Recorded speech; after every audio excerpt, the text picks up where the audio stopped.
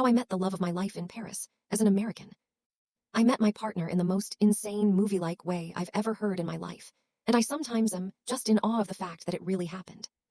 I was solo traveling through Europe this past spring, and on my last day in Paris, I came back to my hostel after a nice dinner and decided to sit on the Seine and journal while the sun set.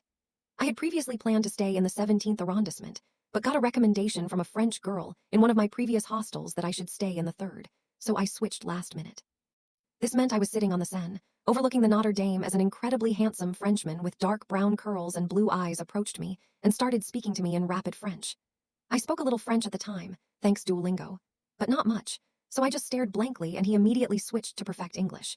He said he'd had a tough day at work and asked if he could sit next to me. Turns out we are both in the same year of our PhD at top universities in our respective countries, and we both have the same name.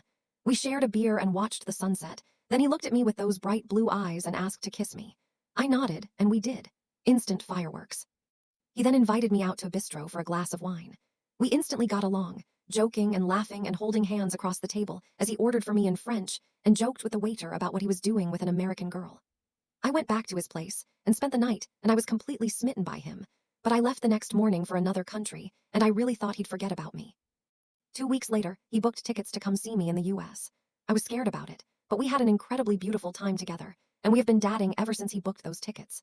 He's come to see me twice, and I'm headed to Paris for the new year and am meeting his family. We're planning to sync up postdoc positions in the same country next year, and I genuinely believe he's the love of my life. It's just such a fairy tale, and I cannot believe it's my real life. We call 3x a week and text every day, and I've never felt so easily understood by anyone. I've been taking intensive French classes, and I'm getting pretty decent at it. I didn't think I had a soulmate. I was pretty sure I was going to remain unmarried, but life sure knows how to surprise me.